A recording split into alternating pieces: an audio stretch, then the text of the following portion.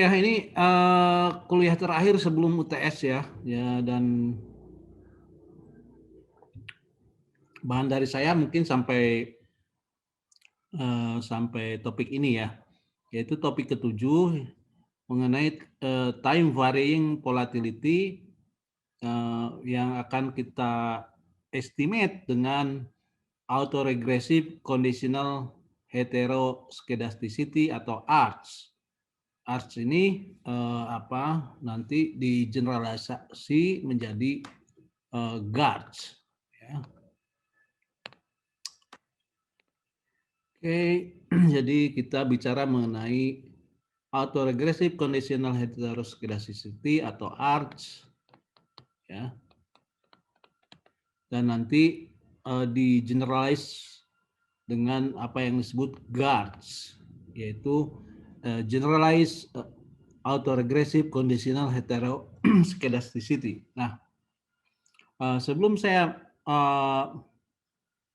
membahas mengenai apa itu ARCH atau GARCH,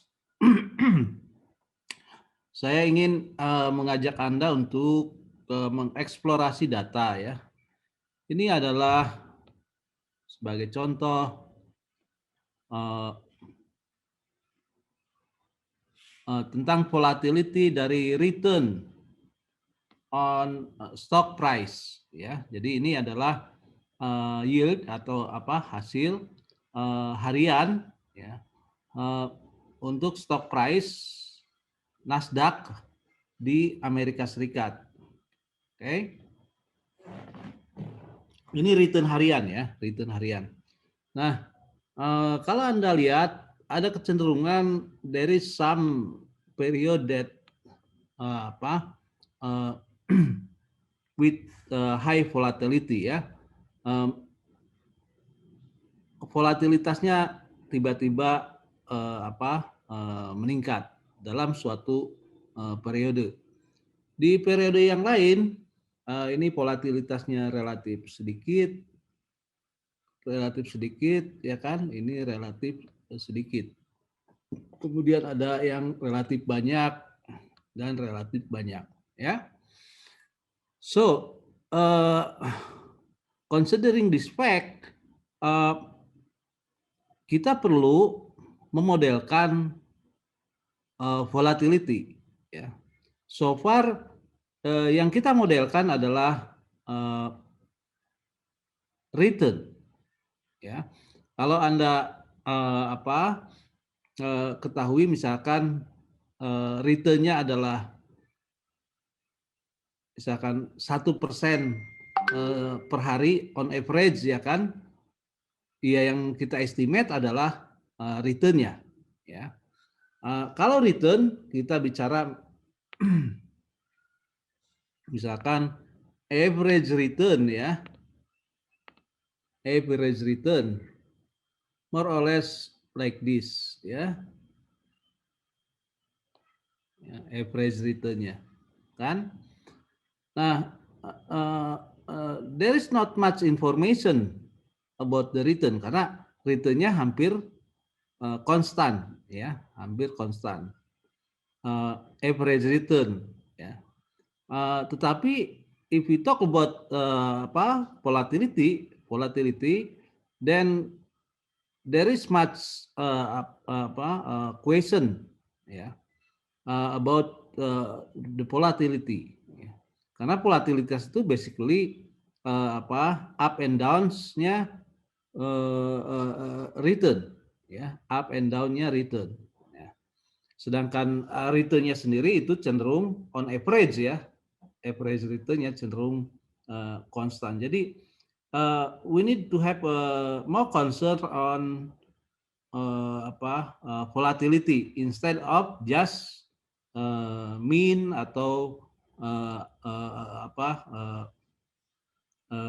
return ya dalam hal ini ya.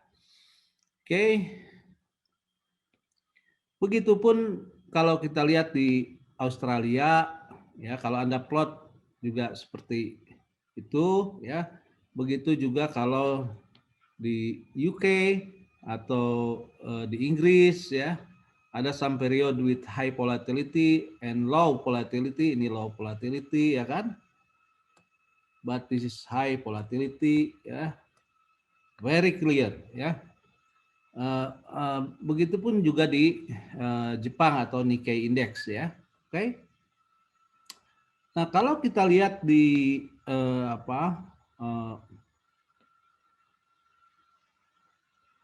di dalam sebaran dari return itu sendiri ya, sebaran dari return itu sendiri, misalkan di Amerika Serikat ya, di Amerika Serikat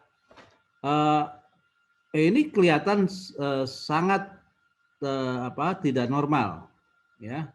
Jadi kalau kita bikin shape-nya atau membentuk distribusinya ya dari return ini, garis yang biru ya, garis yang biru, bentar supaya biru ya.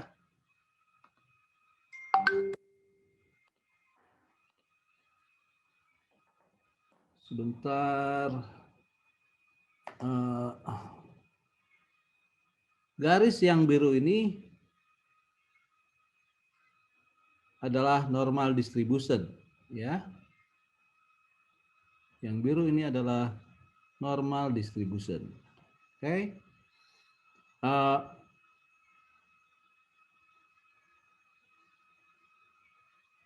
Bar atau diagram batang tidak menunjukkan bahwa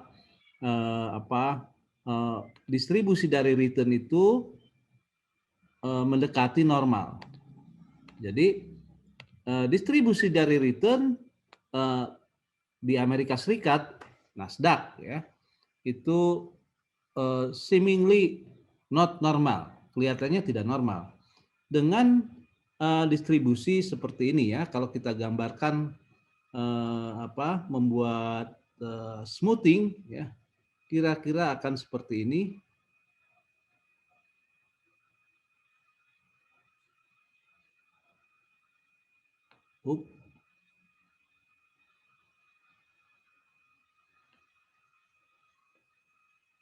Ya. Nah, artinya distribusi seperti ini kan banyak yang around zero ya. Nah distribusinya peak-nya itu melebihi distribusi normal, sedangkan di sisi kiri ya, di sisi kiri juga dengan long tail ya, dengan long tail. Di sisi kanan kemungkinan juga ada a bit ya, long tail sedikit ya. Artinya distribusinya cenderung long tail ke kiri dengan jumlah observasi yang menumpuk di tengah ya, menumpuk di tengah, yaitu di area ini ya, di area ini ya. Nah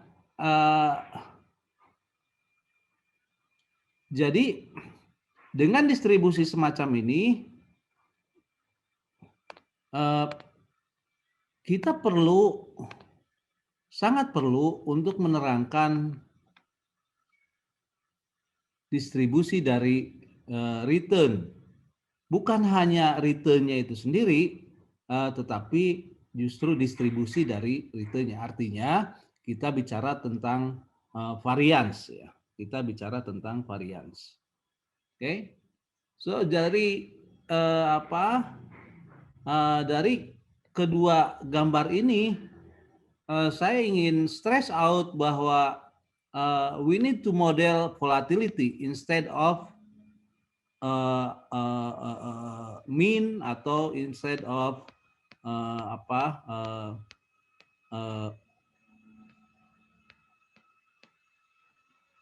mean equation ya, mean equation. Instead of mean equation kita perlu untuk lebih lagi menekankan volatility. Itulah sebetulnya cara berpikir kenapa Robert Angel, ya, Robert Angel kemudian mengintroduce apa yang disebut dengan ARCH, autoregressive conditional heteroskedasticity, ya, ARCH. Ya. Nah, untuk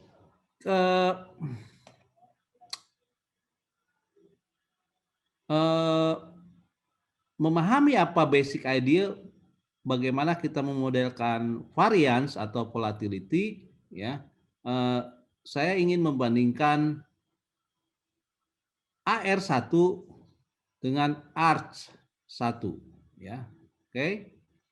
Kita mulai dengan membandingkan AR autoregresif di dalam mean equation, ya. Mean equation dengan ARCH di dalam variance equation, ya. Kalau kita bicara autoregresif, maka dia solely menerangkan mengenai what happened with mean, ya, dengan rataan, ya. Misalkan YT adalah return on stock, ya, jadi return on stock, daily return on stock,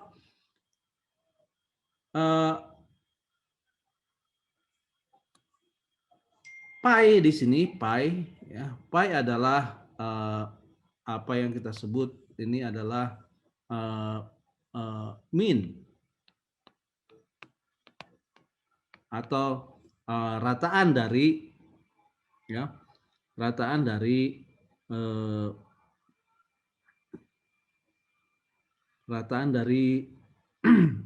dari return, ya, rataan dari return. Nah, jadi kita ingin menerangkan sebetulnya dengan AR1 ini, ya, dengan AR1 ini adalah menerangkan berapa average return dari stok, dari sebuah stok, ya. Nah, dan dalam AR1 the error term, ya, error ini terdiri dari dua komponen, yaitu autoregresif di sini, rho kali leg dari error itu sendiri, ya, ditambah dengan sebuah komponen, yaitu juga yang disebut error, ya, atau residual yang terdistribusi secara normal dengan mean, dengan rataan 0 dan varian sebanyak sigma square, ya, sigma square dari V, ya. Nah, tentunya dengan syarat bahwa rho, absolute value dari rho adalah kurang dari 1. Nah, jadi dalam AR1 itu main concern-nya adalah bagaimana kita menerangkan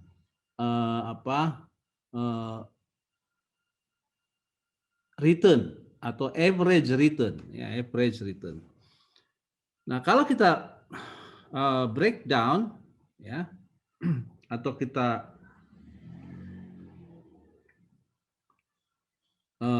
sedikit kotak-atik, ya, sedikit kotak-atik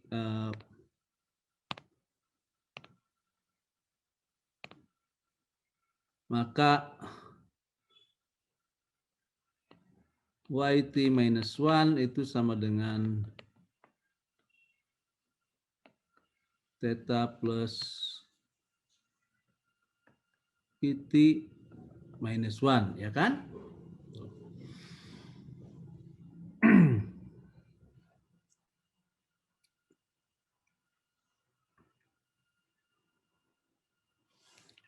Jadi IT sendiri adalah sama dengan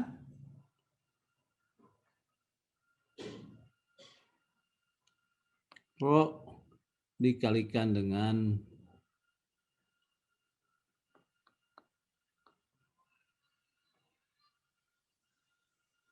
YT minus 1 dikurangi pi, ya kan? Itu sehingga yt equal to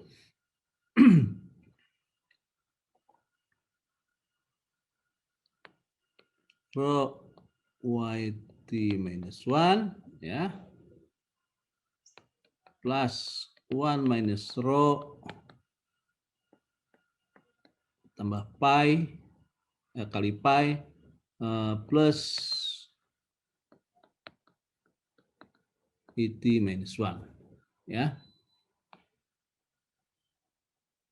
Oh, plus et, sorry.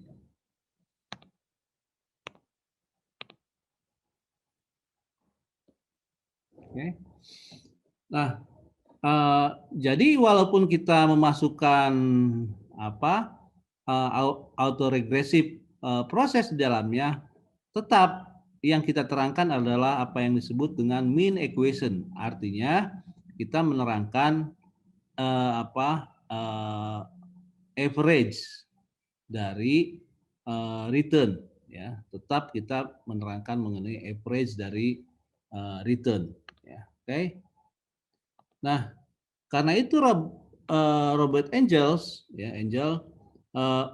kemudian mengusulkan sebuah bentuk di mana ya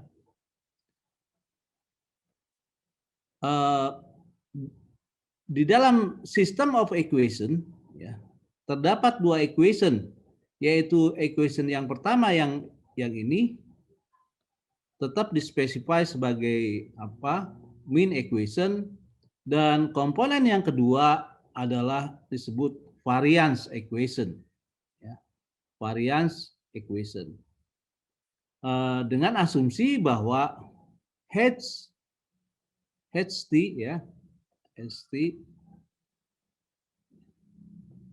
atau yang ini memiliki apa yang disebut autoregresif proses atau fungsi dari dirinya sendiri pada masa yang lalu, ya. Nah, inilah yang disebut conditional variance, ya. Jadi HT atau heteroskedastik, ya, conditional heteroskedastik, ya. HT ya, HT adalah conditional heteroskedastik variance, merupakan fungsi dari leg dari error square ditambah sebuah konstan, ya. Oke. Artinya heteroskedasticity itu memiliki autocorrelated proses karena memasukkan unsur di dalamnya adalah leg dari error square atau residual square. Leg dari residual square. Leg dari residual square. Oke.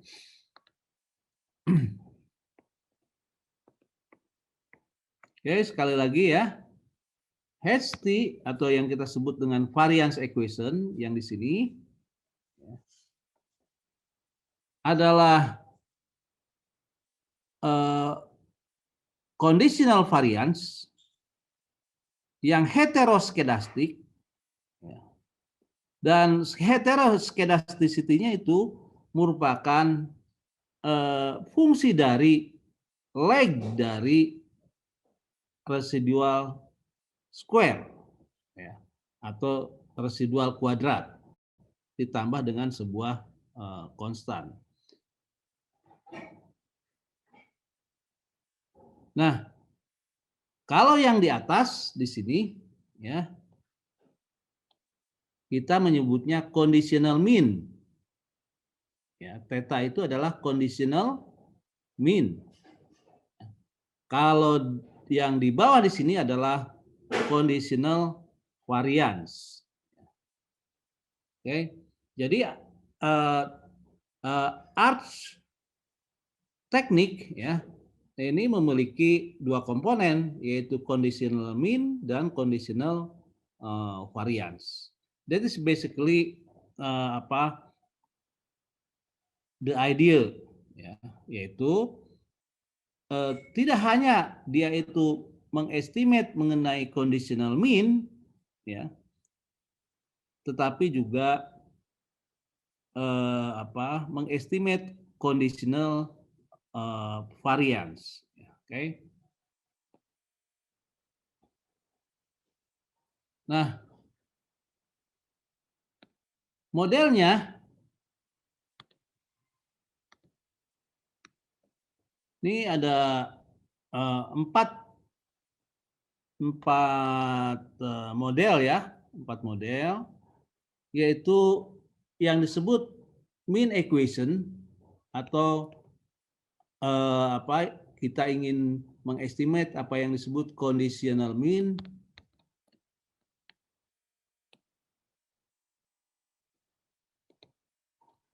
ya, conditional mean. Conditional mean-nya adalah XT kali beta. Nah, ini adalah bentuk umum ya. Tentunya XT kali beta ini bisa satu model biasa ya. Kalau misalkan Anda punya satu explanatory variables, yaitu misalkan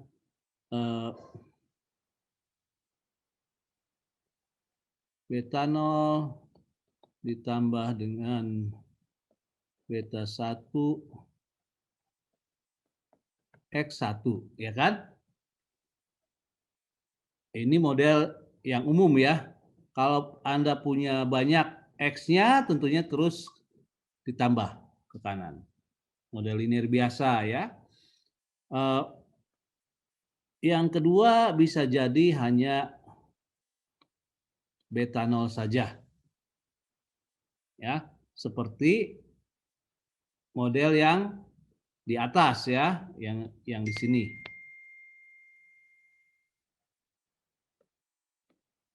Ya, di sini theta ya. Pi ya, pi. Nah, bisa juga ini sama dengan 0 yang berarti residual adalah sama dengan YT. Ya. Jadi ada 3 bentuk model yang bisa merepresentasikan apa yang disebut dengan mean equation. Ya, mean equation-nya bisa seperti ini. Ya, oke. Bisa regresi sederhana seperti ini, ya. Bisa hanya konstan, ya kan? Atau juga bisa langsung residual itu sendiri adalah dari variabel itu sendiri, ya. Nah, model yang pertama ya adalah arch Q, ya. Q ini adalah jumlah leg yang dimasukkan dalam arch. Ya. Jadi HT conditional variance, ya. Conditional variance adalah fungsi dari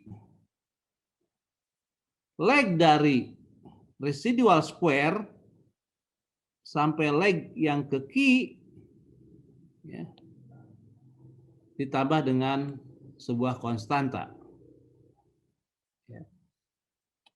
Q-nya bisa 1, bisa 2, bisa 3. Nah, kalau seandainya ternyata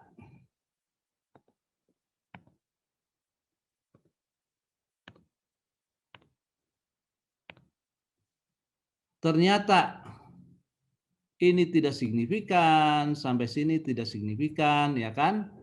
Maka conditional variannya sama dengan konstan. Artinya there is no heteroskedasticity. Oke, sekali lagi ya. Kalau leg dari, sekali lagi, Kalau leg dari residual square itu tidak signifikan, ya, maka terms ini kan kita coret. Ya, kita coret, ya, sehingga yang tertinggal adalah alpha naught. Adalah sebuah konstan yang berarti nilai dari varians, conditional variance adalah konstan. Nah, kalau konstan varian itu apa namanya? Homoskedastik, ya. Homoskedastik. Nah, itu berarti kalau seandainya leg dari residual square itu tidak ada yang signifikan, maka cukup bagi kita untuk memodelkan mean equation di sini.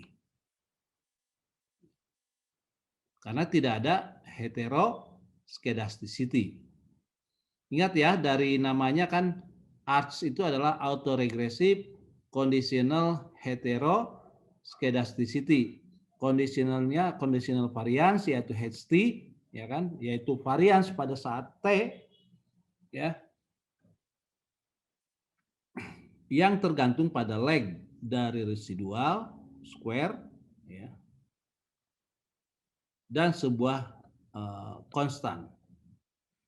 Itu berarti bahwa alfa 0, ya, alfa 0, alfa naught itu adalah bagian homoskedastik dari varians.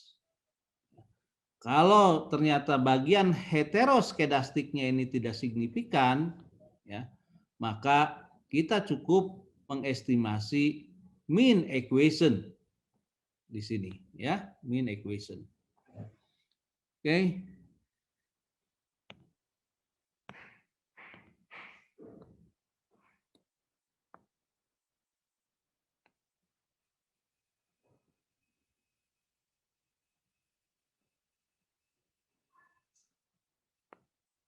Yang kedua adalah yang disebut dengan GARCH.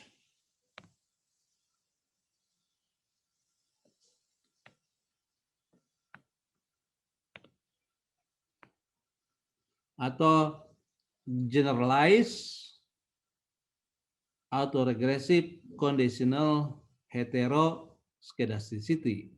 Selain memasukkan residual square, leg dari residual square, ya, bagian ini, dia juga memasukkan leg dari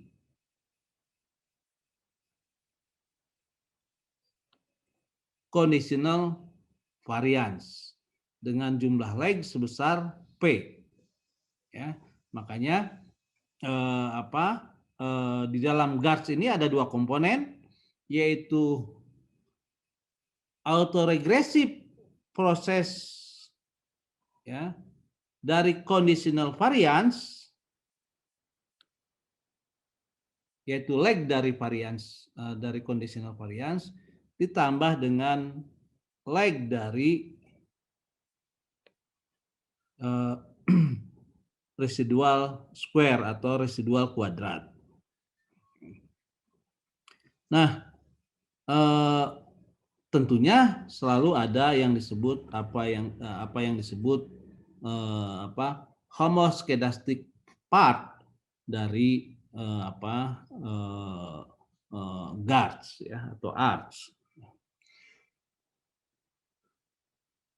Dengan konteks seperti ini,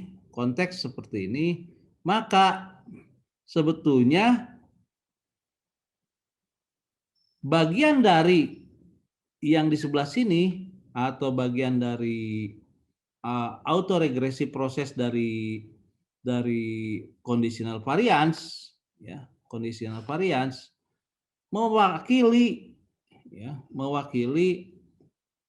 dari proses yang di sebelah kanan ini dengan leg yang infinite, ya, dengan leg infinite. Artinya kalau kita sudah memasukkan, sekali lagi ya,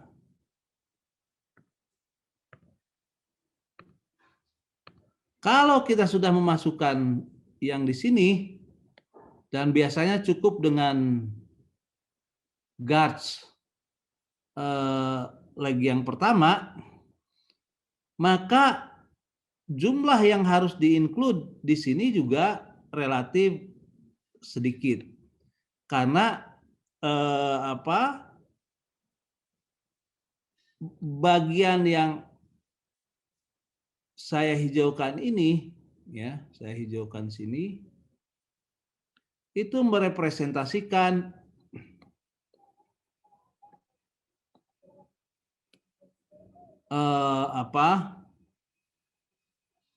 autoregressive proses dari error square atau residual square sampai leg yang tidak terhingga. Oke, jadi kalau sudah memasukkan guards, ya, kalau sudah memasukkan guards, kemungkinan besar Anda cukup menginclude komponen arch-nya, ya, tidak harus sampai leg yang banyak, mungkin hanya 1 atau 2 saja, ya, cukup. Model yang ketiga, Anda lihat bedanya, ya, bedanya sebetulnya hanya di sini dengan guards, ya, yaitu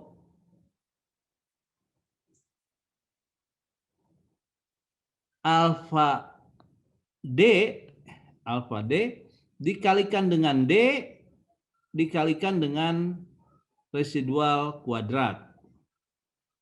Nah, di mana D itu adalah, ya, D itu adalah sama dengan dummy variabel, ya, sama dengan 1 kalau ada bad news.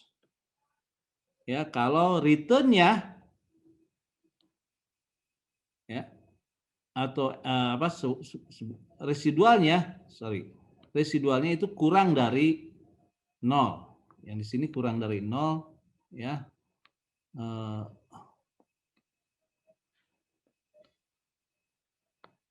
Kurang dari 0, maka D sama dengan 1, ya. Kalau lebih dari 0 atau sama dengan, maka ini D sama dengan 0, ya. Kenapa demikian? Ya, kenapa ada unsur yang seperti itu? Ya, ini untuk memodelkan sebetulnya market itu bereaksi secara berbeda, ya, kalau situasi pasar sedang memburuk dibandingkan situasi pasar sedang membaik. Oke, sekali lagi ya, market akan bereaksi secara berbeda atau cenderung bereaksi secara berbeda ketika ada bad news atau below average, ya, below average return, ya, below average return, maka akan akan terjadi jittery atau reaksi yang berlebihan, ya. Sedangkan ketika ada good news, reaksinya itu relatif biasa-biasa saja. Oke, nah, kalau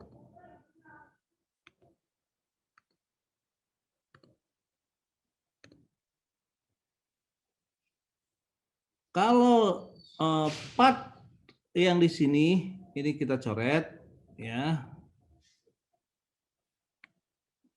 maka T-guards ini sama dengan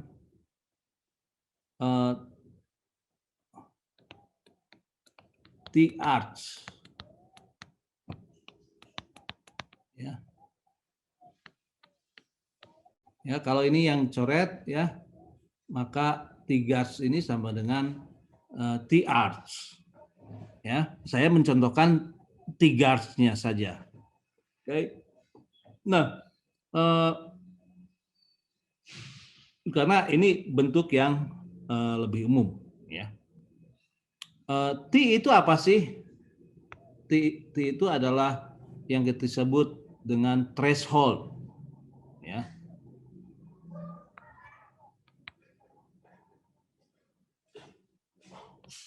Nah, itu adalah T adalah threshold. Thresholdnya berapa? Yaitu 0. Ya, error sama dengan 0. Kalau di bawah 0 berarti negatif, maka dummy variabelnya sama dengan 1. Kalau 0 atau lebih dari 0 itu adalah good news, berarti kita kasih dummy variabel sama dengan 0, ya. Itulah yang disebut dengan threshold auto regressive conditional heteroscedasticity. Nah, yang keempat, kita punya model apa yang disebut guards in mean.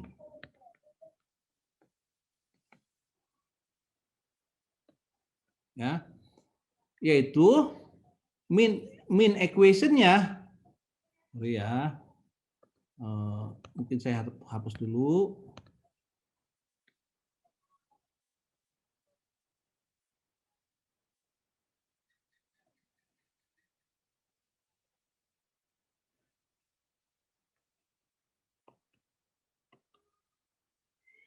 Oke, guards in mean, di mana mean equation-nya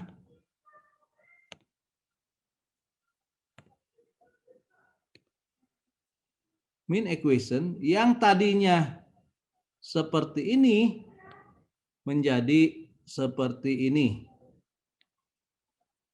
Apa bedanya? Yaitu conditional variance kita masukkan ke dalam mean equation. Sekali lagi ya. Mean equation-nya berasal dari tadinya seperti ini. Ya.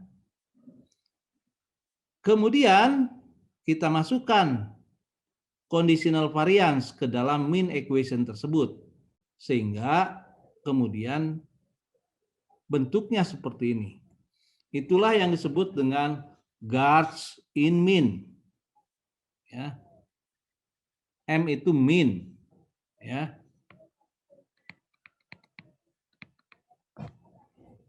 Guards in mean.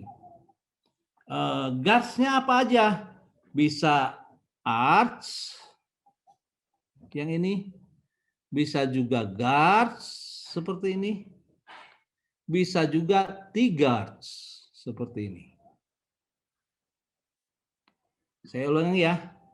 Hasty-nya, conditional variance-nya, bisa dalam bentuk arts, seperti ini. Bisa dalam bentuk guard, seperti ini. Atau bisa dalam bentuk T-guards, seperti ini. Ya. Kalau hanya bentuk arts, maka kita sebut arts in mean atau arts M. Kalau dalam bentuk guards, maka kita sebut guards in mean atau guards M. Kalau dalam bentuk T-guards, ya, kalau dalam bentuk T-guards, maka kita sebut T-guards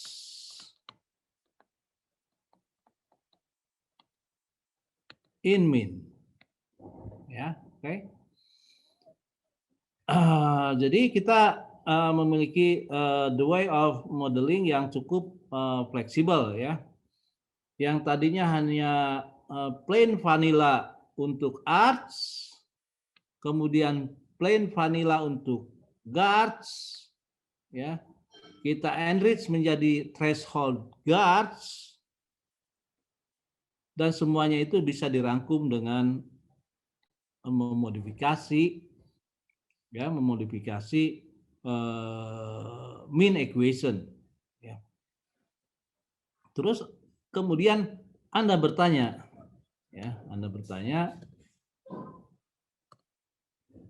kenapa saya memerlukan atau kenapa kita memerlukan guards in mean, arts in mean, atau T-guards in mean. Ya. Oke. Guards in mean itu memasukkan conditional variance ke dalam mean equation bukan tanpa maksud. Ya. Tetapi kita tahu bahwa return ya itu dipengaruhi return di sini dipengaruhi oleh variance.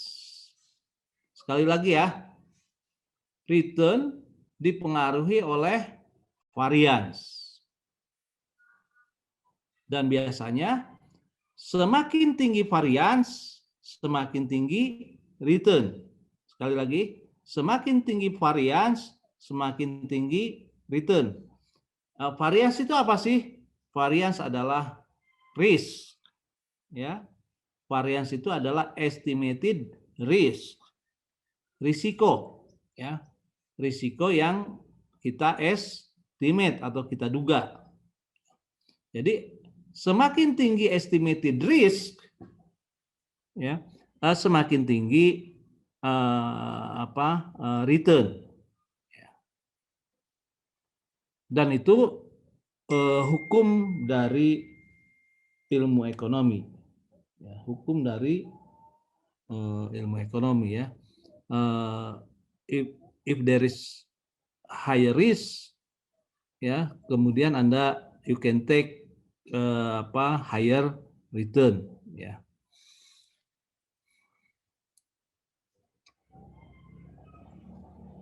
Nah, kita mulai dengan estimasi ARCH, GARS, T-GARS, dan GARS-M.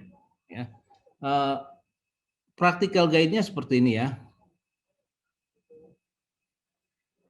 Lakukan leg length test untuk ARCH. Yang pertama. Kemudian estimate ARCH. ARCH itu yang ketiga, di step yang ketiga, kita bandingkan dengan GARS, T-GARS, dan GARS-M. Kemudian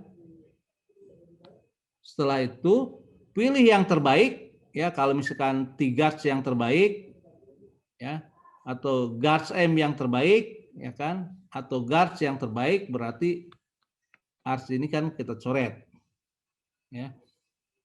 Maka bisa kita melangkah yang keempat, yaitu kita membuat forecast kalau kita memerlukannya, ya. Oke. Nah, Anda akan bertanya tentunya bagaimana leg length testnya? Apakah hanya untuk ARCH atau untuk GARS, T-GARS, atau GARS-M juga bisa dilakukan leg length test. Unfortunately, sejauh ini kita hanya memiliki simple test untuk ARCH.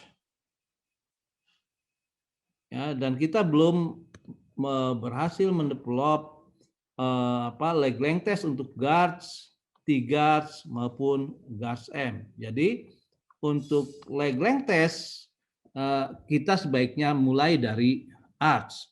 Maka ya prosedurnya adalah kalau kita sudah menemukan panjang legnya dari ARCH, kita estimate ARCH, dan kemudian kita bandingkan hasil estimasi ARCH itu dengan GARS, dengan T-GARS, dan Guards M.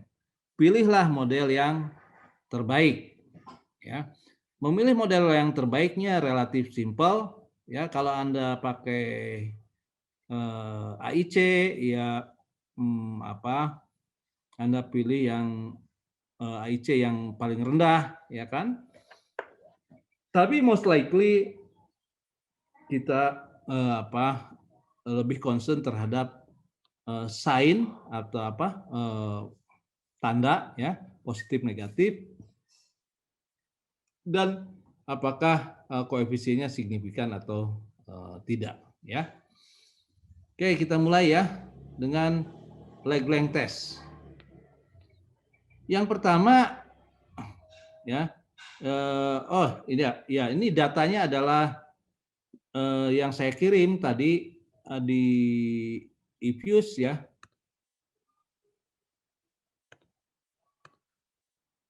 Adalah BYD,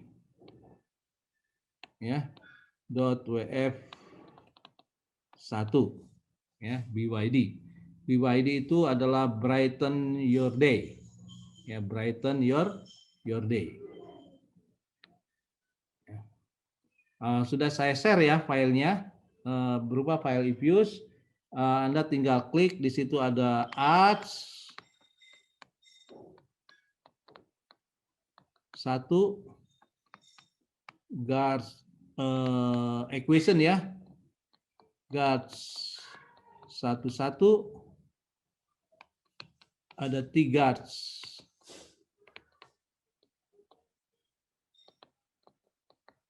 1, kemudian ada 3 guards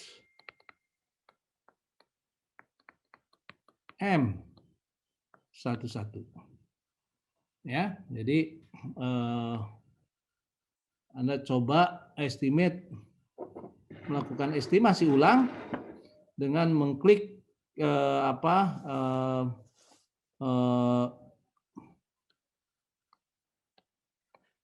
file, ya, BYD ini, dan mengklik equation ini, ya, equation. Anda lihat beda hasilnya, ya. Oke. Nah, untuk yang preliminary analysis, ya, kita estimate dulu apa yang disebut mean equation, yaitu return sama dengan beta 0 plus error term, ya kan? C ini adalah beta 0, ya. Jadi returnnya adalah 1,078% per hari, positif, ya. Oke. Ini tanpa guards komponen dulu, ya. Kita hanya ingin melihat apakah perlu enggak dilakukan estimation terhadap variance equation, ya. Oke. Nah, karena itu kita harus memplot. Pertama adalah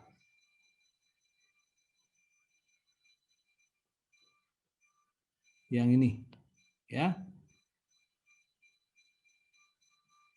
Ini adalah titik 0 normal, ya. Jadi kalau melihat gambar seperti ini, maka Anda punya kesimpulan, ya. Anda punya kesimpulan bahwa it is likely, ya, ini bukan normal distribution, ya. Ini bukan normal distribution. Nah, terlihat dari Jar-Kubera statistik yang signifikan. Jadi kalau Jar-Kubera statistiknya signifikan, itu berarti error term, ya, atau residual itu terdistribusi tidak normal, ya, karena H0-nya dari Jar-Kubera adalah normal distribution. Ya. Kalau dia signifikan berarti H0-nya ditolak. Artinya tolak bahwa distribusinya adalah normal. Ya, oke. Nah, step berikutnya adalah error tersebut kita squarekan. Ya, kita squarekan. Ya. Kemudian plot ACF dan PACF-nya. Ya. Kalau melihat gambar di sini, partial correlation-nya adalah signifikan. Ya. Paling signifikan nih leg pertama, kemungkinan signifikan di leg kedua dan ketiga. Oke. Dan selanjutnya kalau di autocorrelation function-nya dying out smoothly dengan sedikit osilasi, ya. Artinya kalau kita padankan, ya, kita padankan dengan ACF dan PACF waktu di ARMA, ya, ini kan kurang lebih prosesnya adalah ARMA proses, ya kan? ARMA proses, bukan hanya AR proses saja ya, tetapi ARMA proses. Oke? Nah, berikutnya adalah kita melakukan apa yang disebut heteroskedasticity test, yaitu ARCH test, ya, di mana residual square, ya, residual square itu fungsi dari taruhlah B0 sebuah konstan ditambah B1 residual square T minus 1. Ya, ini modelnya ya. Anda bisa include sampai leg kedua, ketiga, keempat, kelima, ya. Anything you like. Tetapi saya sarankan lihat dulu partial correlation-nya, ya. Kalau kira-kira oh ini satu ya, kira-kira ya, ini kan partial correlation atau PACF itu lebih pada kira-kira ya. Kelihatannya sih satu ya, dari sini kira-kira satu, mungkin dua, mungkin tiga, but not more than three ya, tapi tidak lebih dari tiga. Ya.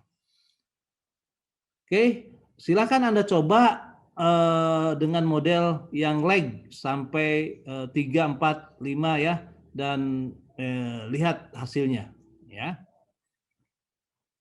Nah, untuk leg yang pertama, ya, hasilnya itu adalah chi-square, ini signifikan, ya, dengan regresi seperti ini ya. Ini koefisien untuk residual square-nya di leg yang pertama, ya. Dengan standar error seperti ini dan T statistiknya sangat besar yaitu 8,4. Kalau T statistik sangat besar seperti ini berarti signifikan. Ya. Kalau signifikan kita berasumsi, bukan berhipotesis bahwa at least ada yang namanya ARCH1. Ya. Silahkan kalau Anda tes lagi ARCH 2 kira-kira mungkin enggak, ARCH 3 mungkin enggak ya. Oke. Tetapi kalau di leg 2 dan leg 3 ya residual square residualnya atau residual kuadratnya itu tidak signifikan. Silahkan Anda coba sendiri ya. Nah, setelah yakin bahwa ada arts, sekali lagi ya, setelah yakin bahwa ada arts dan itu at least adalah arts 1 atau arts 1, maka kita melakukan estimasi arts 1. Ya, arts 1. Yaitu yang ini adalah mean equation-nya, sedangkan ini adalah conditional variance equation. Ya. Nah, Anda lihat di sini koefisiennya semua signifikan ya.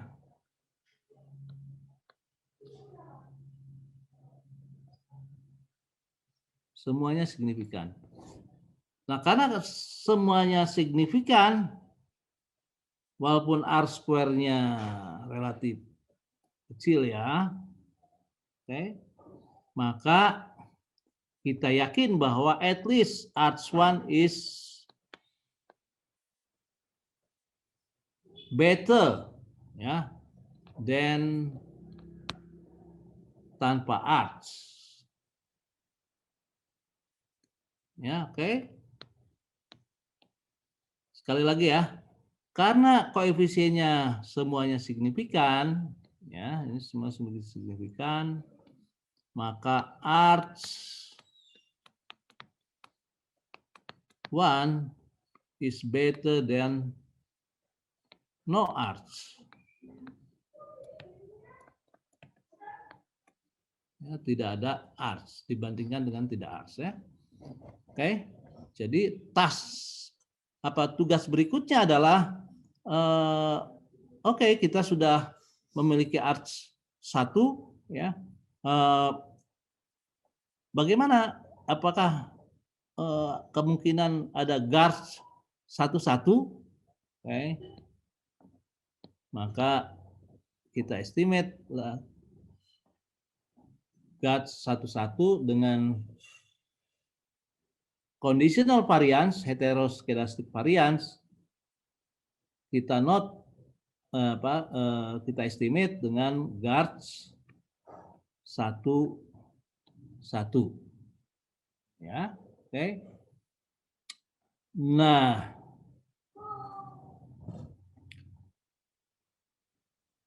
Anda lihat juga semua koefisiennya signifikan, ya. Berarti kita punya kesimpulan bahwa guards 1-1 lebih baik dari arts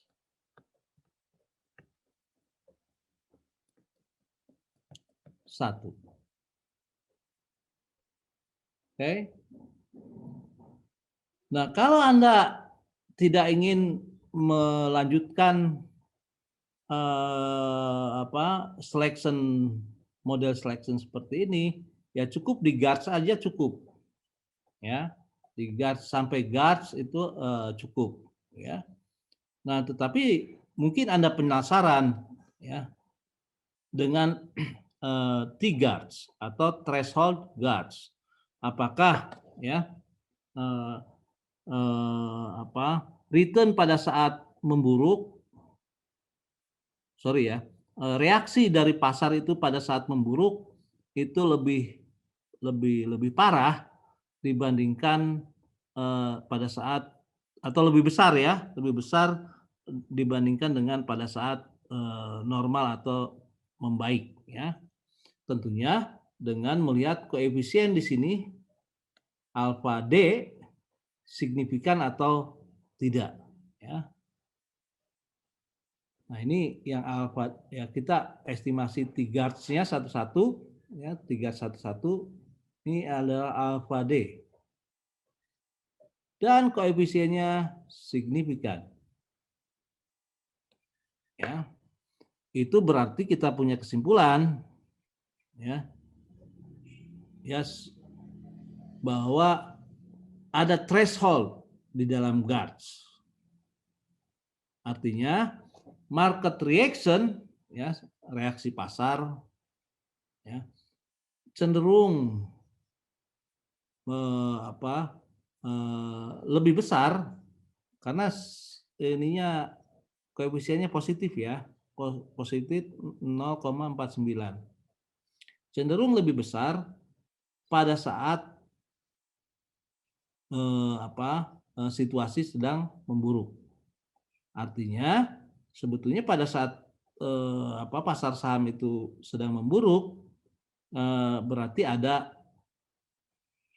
dalam tanda petik ya rush atau panik ya, rush atau panik ya.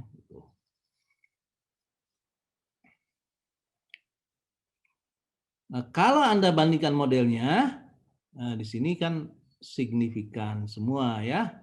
Signifikan semua artinya T-guards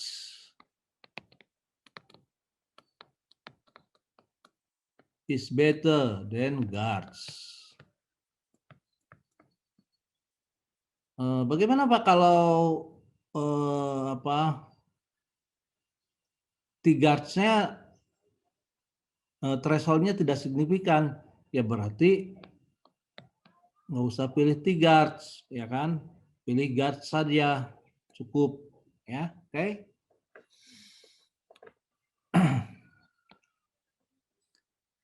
Next, ya, kalau Anda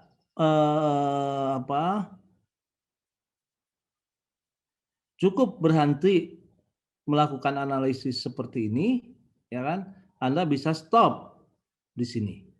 Ya, Anda bisa stop sampai di sini. Tetapi kalau Anda punya pertanyaan lebih lanjut, ya, apakah guards in mean atau T-guards in mean atau arts in mean, ya, itu akan lebih baik dari T-guards atau guards enggak, ya. Maka kita run T-guards in mean, ya. T-guards in mean berarti kita merubah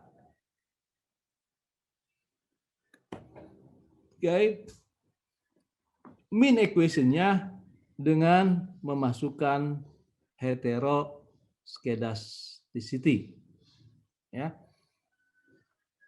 Nah, Anda lihat di sini ternyata di mean equation hasilnya juga signifikan. Di sini tetap signifikan, artinya T-guards in mean 11 is better than T-guards.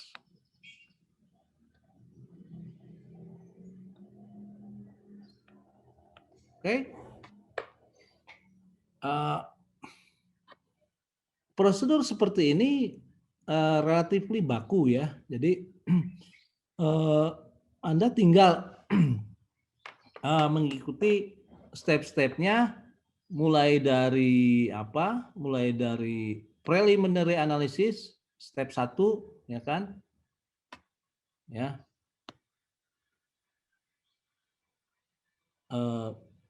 Tentukan leg length dari arch. Kalau tidak ada arch berarti tidak harus Anda estimasi guards atau arch, ya kan? Kalau tes dalam arch, ya, leg length test dalam arch itu signifikan, ya, signifikan berarti conditional variance itu sebaiknya diestimasi karena akan memberikan improvement, perbaikan terhadap estimate. Oke, sekali lagi ya. Kalau arch test menunjukkan signifikan, ya, berarti sebetulnya Anda tidak cukup hanya menerangkan mean equation, tetapi juga perlu dilengkapi dengan variance equation atau conditional variance equation. Nah, mulai dari situ estimasi arcs, ya, estimasi arcs. Kemudian kalau arcs-nya signifikan, estimasi guards. Bandingkan guards dengan arcs. Kalau Anda cukup sampai guards, ya sudah, ya. Kalau Anda pikir ingin dilanjutkan dengan T-guards dan guards M dan selanjutnya, ya kan, maka setiap model bisa Anda bandingkan dengan prosedur seperti yang saya ungkapkan tadi. Dan kriteria utamanya terutama apakah koefisien-koefisien dalam masing-masing model arcs, guards, T-guards, guards M itu signifikan atau tidak. Ya, oke. Ada pertanyaan sampai sejauh ini? Halo.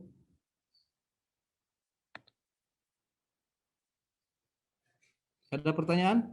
Belum ada, Pak. Tidak ada, Pak. Saya tunggu 3 menit ya. Kalau 3 menit tidak ada pertanyaan berarti kita close pertemuan kita ya.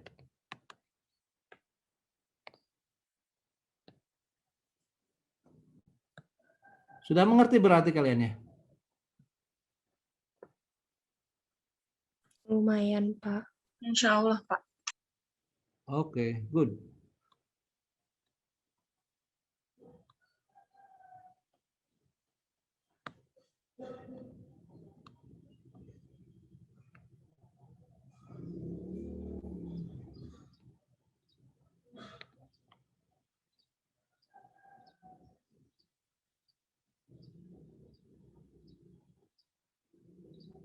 Ujiannya kapan ya?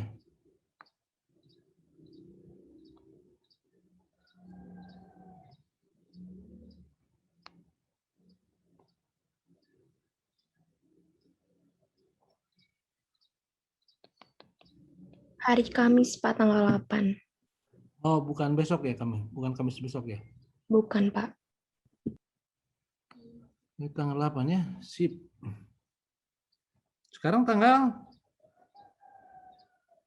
30.